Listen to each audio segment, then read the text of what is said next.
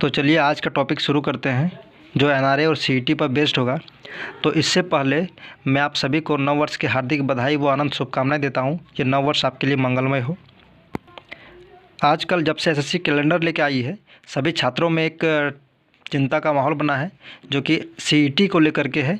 और आज मैं इस छोटे से क्लिप में ये आपको बताने का प्रयास करूँगा कि ये है क्या और इसकी क्या क्या क्राइटेरिया है और ये क्या होती है, इससे लाभ क्या है। तो चलिए शुरू करते हैं वीडियो को।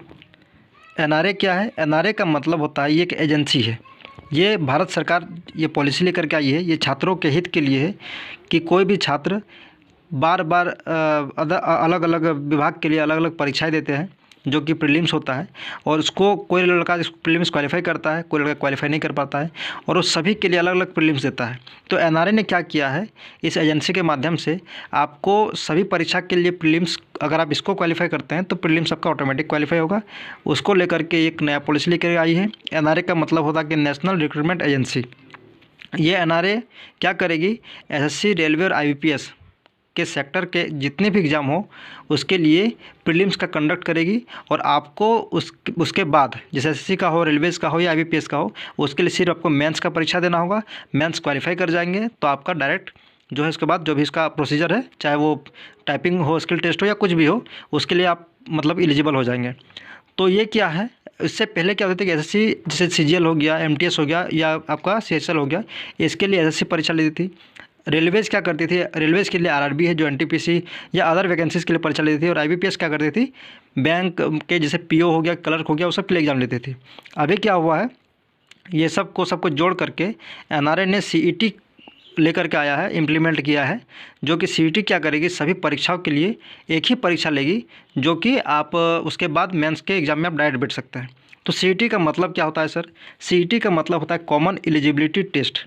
अब इसके बारे में हम लोग जानते हैं, इसकी योग्यता क्या होगी। तो सीईटी के लिए आपको 10th 12th या ग्रेजुएशन लेवल के मतलब कि आपके पास सर्टिफिकेट होना चाहिए, तब आप जाके इसको अप्लाई कर सकते हैं। सीईटी का लाभ क्या होगा, तो सीईटी का लाभ ये है, इसमें आपका टाइम सेविंग होगा, मनी सेव होगा। सीरियस कैंडिडेट के लिए सबसे ज़्यादा प्रॉफिट है। टाइम सेव कैसे होगा कि आपको प्रीलिम्स के लिए जैसे कोई भी एग्ज़ाम का अभी एग्ज़ाम कंडक्ट होगा, उसके बाद बहुत साल के बाद परीक्षा आती है, और आप किसी तरह से एक बार आपका एग्ज़ाम नहीं हुआ तो फिर 1 साल आपको बैठना पड़ता है।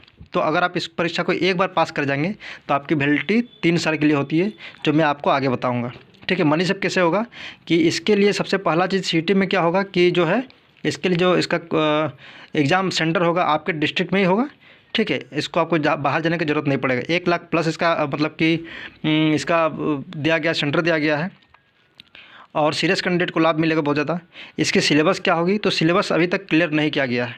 तो हमको जहाँ तक लग रहा है सिलेबस के लिए, जैसे कि बैंकिंग में हम लोग आते हैं, आईबीपीएस में क्या है कि आईबीपीएस में ज़्यादातर इंग्लिश का वेटेज और इंग्लिश का क्वेश्चंस ज़्यादा टफ हमको देखने को मिलता है। रेलवेज़ में क्या है, इसमें आपका जनरल अवेयरनेस का वेटेज ज़्यादा रहता है, जीएस वगैरह का। और एसएससी में क्या है, इंग्लिश भी रहता है और मैथ्स का वेटेज ज़्यादा रहता है, मैथ्स का क्वेश्चन ज़्यादा टफ रहता है। तो इस हिसाब से हमको लग रहा है कि सिलेबस जो होगा मिक्सिंग होना चाहिए कि आपका मैथ्स हो गया, इंग्लिश हो गया, या फिर जनरल अवेयरनेस हो गया, या आपका रीजनिंग हो गया, ये सबसे मिला कर रहना चाहिए। ठीक है, कट ऑफ क्या है, तो कट ऑफ वेरियस पोस्ट के लिए वेरियस होने जाएगी। ठीक है, जैसे कि आपका अगर मान के चलिए रेलवेज़ का क्या करेगा, कुछ और कट ऑफ रहेगा, एसएससी के लिए कुछ और रहेगा, आईपीएस के लिए कुछ और रहेगा, तो कट ऑफ निर्धारित बाद में की जाएगी। ठीक है, इस परीक्षा जो सीईटी आप क्वालिफाई करेंगे इसकी वैलिडिटी 3 साल रहेगा। मतलब 3 साल तक आप किसी भी परीक्षा के मेंस में डायरेक्ट बैठ सकते हैं।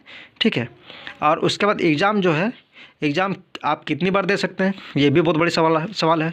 तो एग्ज़ाम जो है आप कोई भी स्टूडेंट इस एग्ज़ाम को अनलिमिटेड टाइम दे सकता है। ठीक है, और क्वेश्चन कैसे होंगे, तो क्वेश्चंस जो है ऑब्जेक्टिव रहेगा और ऑनलाइन रहेगा।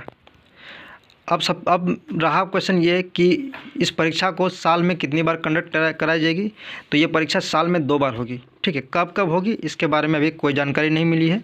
ठीक है, उसके बाद लैंग्वेजेस क्या होगा, तो जैसा कि हम लोग को पता है भारत संविधान के 8वें अनुसूची में 24 भाषाएँ हम लोग 22 भाषाएँ दी गई है। तो 22 भाषा में से आपको 12 भाषा में आपको जो है एग्ज़ाम लिया जाएगा। ठीक है, और वो मल्टीपल होगा। ठीक है, जिस भाषा से आप मतलब पढ़े हैं उस भाषा से आपको परीक्षाएं जो है देनी होगी।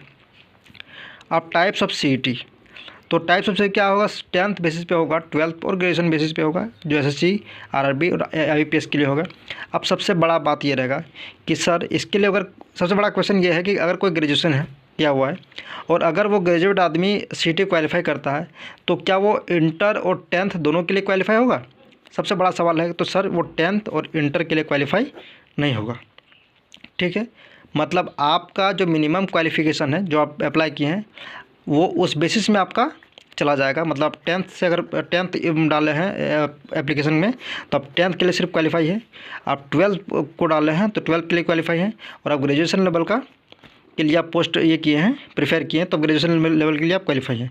मतलब आपको कुल मिला के 10th 12th और ग्रेजुएशन 3 लेवल के लिए 3 अलग अलग सीटी पास करना होगा, ठीक है। अब उसके बाद सीटी के क्राइटेरिया जानते हैं।